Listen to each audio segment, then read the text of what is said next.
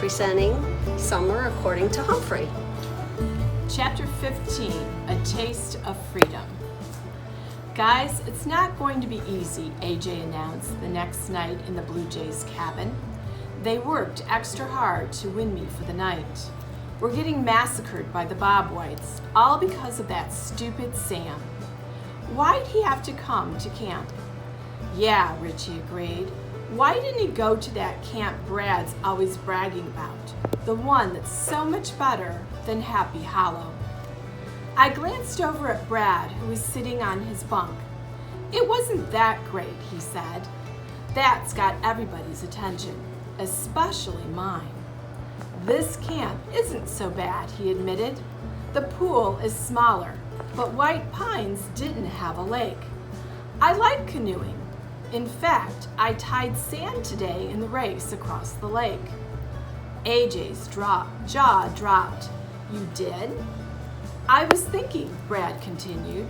I've been spending a lot of time at the Nature Center, and I might do pretty well on the nature quiz. And the canoeing would help our score. And what about the knot tying thing? I mean, doesn't that just take practice? I forgot about that, AJ admitted. Has anybody working on it? The other Blue Jays shook their heads. I could practice that, Simon volunteered. I practiced burping for months, and look how well that turned out. He let out another thunderous burp, which made everybody laugh.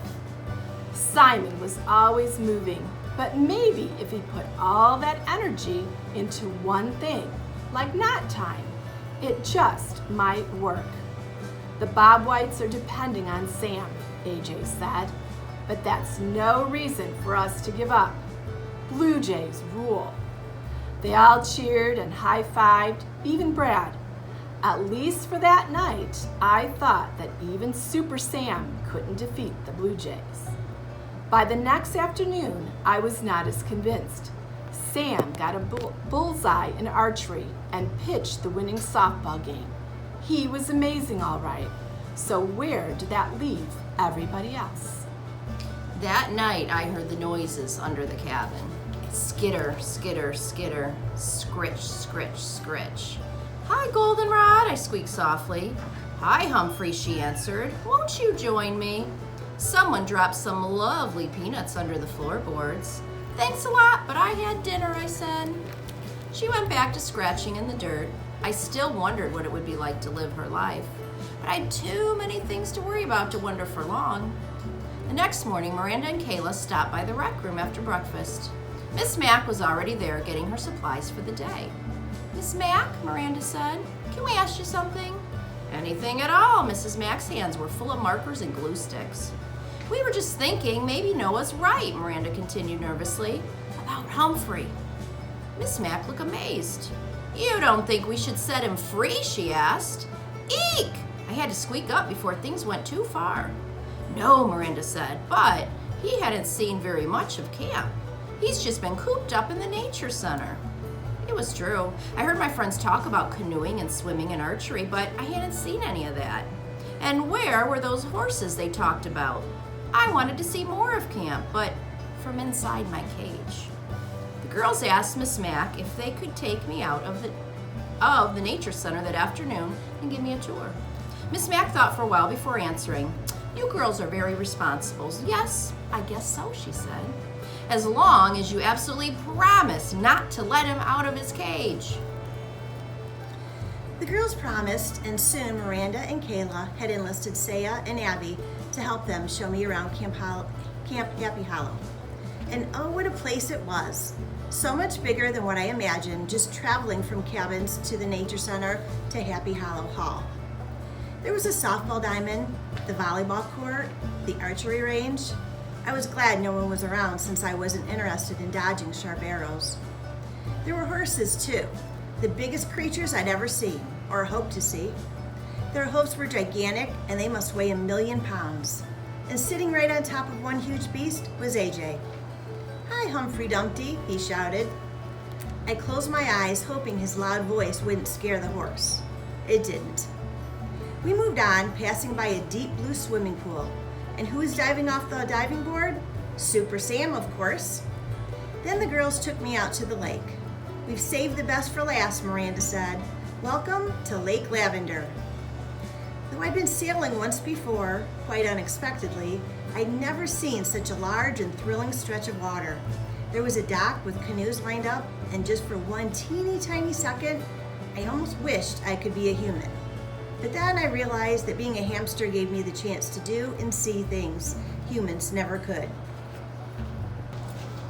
And humans seem to have so many problems, I was only glad I'm around to lend a helping paw from time to time. What do you think, Humphrey? Saya asked as we gazed out at the rippling water. It's breathtaking, I exclaimed, and it was. With the blue of the lake and the blue of the sky and what was that circling in the blue sky? I squinted to get a better view of a very large bird. Oh, look, a hawk, said Abby. Oh no, a hawk! Katie had talked about them too. They were not friends to small furry creatures. Eek! I squeaked, and all the girls giggled. But the lake was lovely. How Og would like it. It was hard to see water without thinking of my friend, whom I was beginning to miss.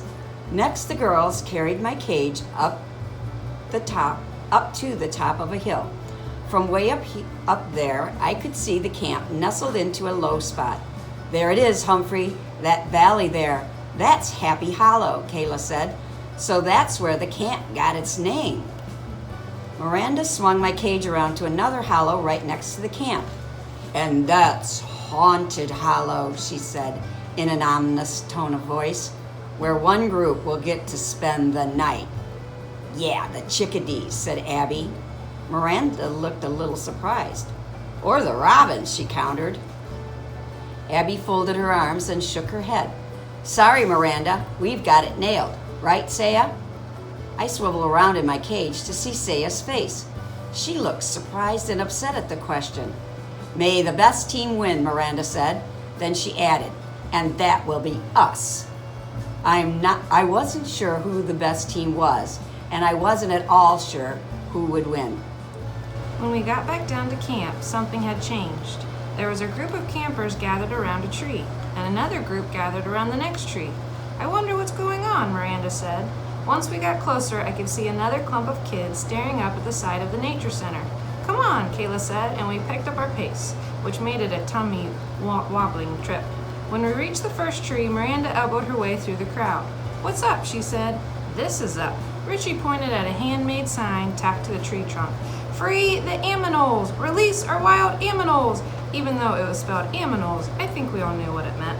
In smaller letters underneath, the sign said, Free Lovey, Jake, Og, Humphrey. The sign maker was definitely not a good speller. Eek, I said without even thinking. Free Humphrey? Miranda sounded truly puzzled. That's not right, Say added. I am not a wild animal, I protested, or aminal. He is not a wild animal, Saya repeated, even though she probably didn't understand what I'd said. We just thought alike. Just then, Counselor Katie approached. When she saw all the kids gathered, she came up to check things out. What's going on? She asked. This. Miranda pointed to the sign.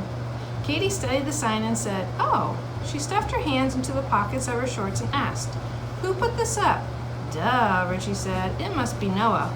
All he talks about is animals. Now, talking about animals is not a bad thing. In fact, I usually think it's a very good thing. But even though Noah cared a lot about animals, and he did, I was almost as frightened of him as I was of the hooty owl, the hawk, and the howler. I'll talk to him, Katie said. She left and the campers scattered. Miranda took me back to the nature center and set me on the table next to Og.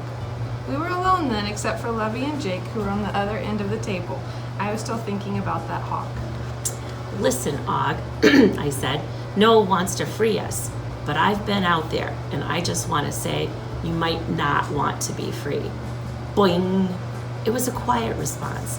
I'm just saying there are some dangerous creatures out there who are our enemies. They don't like hamsters or frogs at all, except maybe for dinner. I realized I was getting slightly hysterical. Like owls and hawks and snakes? I was sorry as soon as I said it. I craned my neck to try and see Jake in his cage, but Lovey's crate blocked him. Maybe you don't feel that way, Jake, I said. My voice was a little weak. I'm sure you're a friendly snake, like I'm a friendly hamster and Og's a friendly frog, I added, hoping it would help. I'm afraid I didn't sound very convincing. I crossed my paws and hoped that I would not spend the night with the Bobwhites and Noah that particular night. Note to self, it's great to be free, but only when you want to be.